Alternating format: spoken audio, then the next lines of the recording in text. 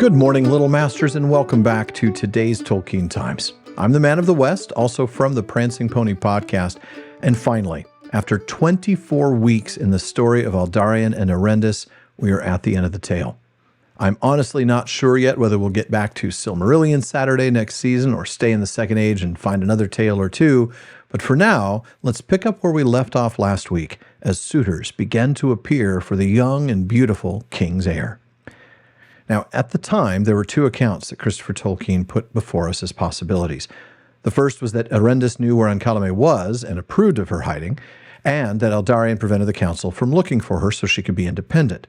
In the other version, Erendis was actually disturbed at her flight, while Aldarion was angry, believing that Erendis knew precisely where their daughter was. And that's where we're going to pick up with the story again. What is certain is that Ancalimë fell in with a shepherd who was minding flocks in the same region, and to her this man named himself Mamandil. Ancalimë was all unused to such company as his, and she took delight in his singing, in which he was skilled. And he sang to her songs that came out of far-off days, when the Edain pastured their flocks in Eriador long ago, before ever they met the Eldar. They met thus in the pastures often and often, and he altered the songs of the lovers of old and brought into them the names of Emerwen and Mamandil, and Ancalimë feigned not to understand the drift of the words. But at length he declared his love for her openly, and she drew back and refused him, saying that her fate lay between them, for she was the heir of the king.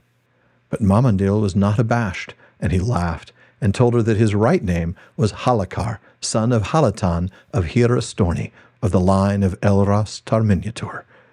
"And how else could any wooer find you?" he said.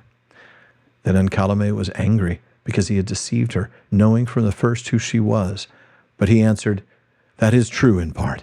I contrived indeed to meet the lady whose ways were so strange that I was curious to see more of her.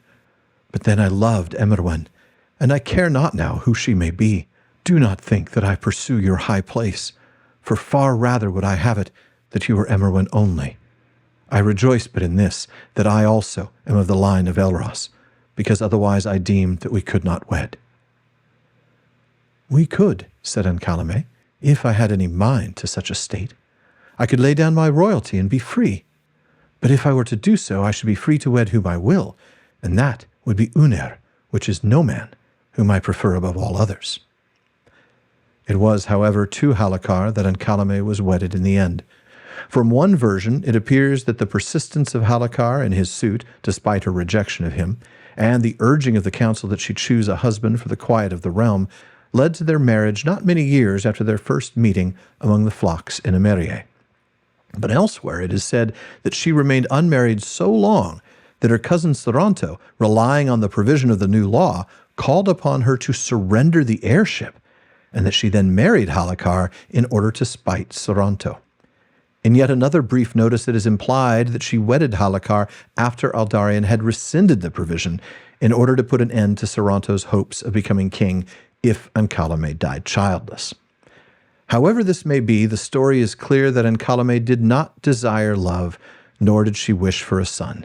And she said, "Must I become like Queen Almarian and dote upon him?"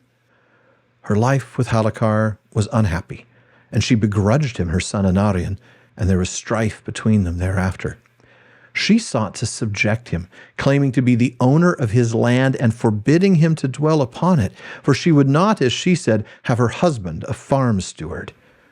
From this time comes the last tale that is recorded of those unhappy things. For Ancalimë would let none of her women wed, and although for fear of her most were restrained, they came from the country about and had lovers whom they wished to marry. But Halakar, in secret, arranged for them to be wedded, and he declared that he would give a last feast at his own house before he left it.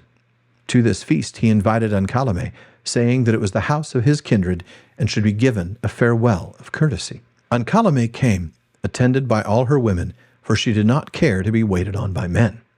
She found the house all lit and arrayed as for a great feast, and men of the household attired in garlands as for their weddings, and each with another garland in his hands for a bride.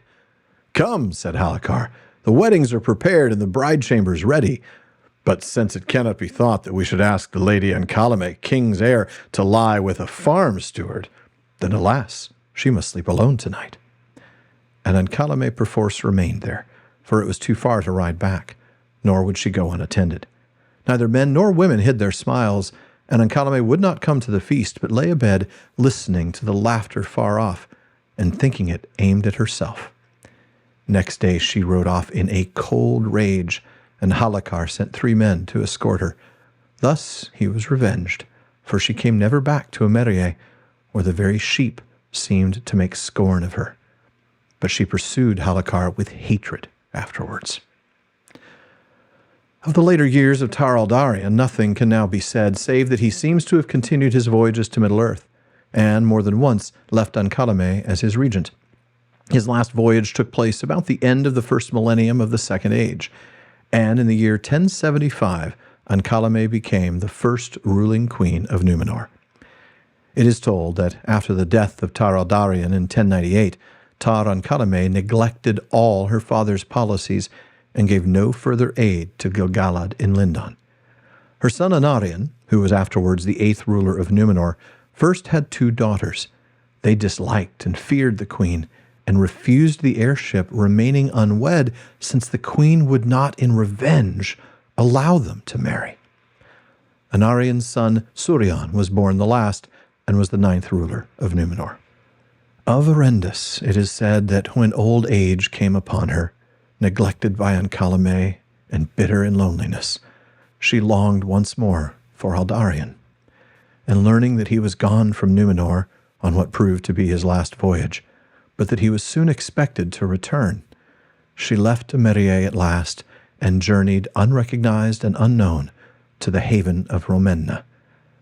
There, it seems, she met her fate, but only the words, "Erendis perished in water in the year 985, remain to suggest how it came to pass." That hit hard. Just a reminder that we saw the name Emerwin last week. In that time, the people began to speak of her as Emerwin Aranel, the princess shepherdess.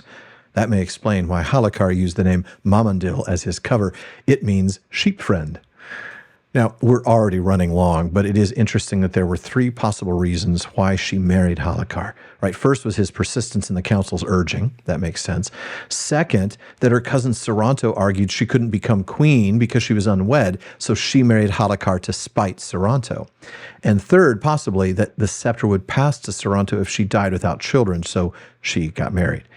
In none of those 3 scenarios does she love Hamilcar, as she makes it clear she would prefer to marry no man. Now, in her marriage to Hamilcar and the way she treated her granddaughters, we see the legacy of Erendis' bitterness towards men, thanks to Aldarion, as well as her hatred of the institution of marriage. Her resentment of her father appears to have shaped her policymaking too, as she ceased to help Gil-galad. Just tragic, really. But the ending here is the real gut punch. Erendis, in her old age, ignored by her daughter and deeply lonely, finds herself missing Aldarion, who yet again is on another voyage. She goes to Romenna to wait for him, only to die. And to die this cruel death of drowning, the very thing she hated the most, the sea, was in the end what claimed her. Whether it was accidental or whether she cast herself into the sea is left to our sorrowful imaginations. And folks, that does it for this week's Second Age Saturday and for Series 7 of the TTT. Thank you for joining me. Be sure to come back after my 2-week break as I begin Series 8 of the show. I don't yet know what I'll be covering on Saturdays then, but stay tuned. Please visit patreon.com/TolkienTimes to learn how you can get an ad-free feed, bonus episodes, be a part of my content council, and more. And please, if you're watching this on YouTube, you know the drill. Like and subscribe. Please follow or subscribe in your podcast apps and follow @TolkienTimes on social media. Finally, as Faramir says, go with the goodwill of all good men.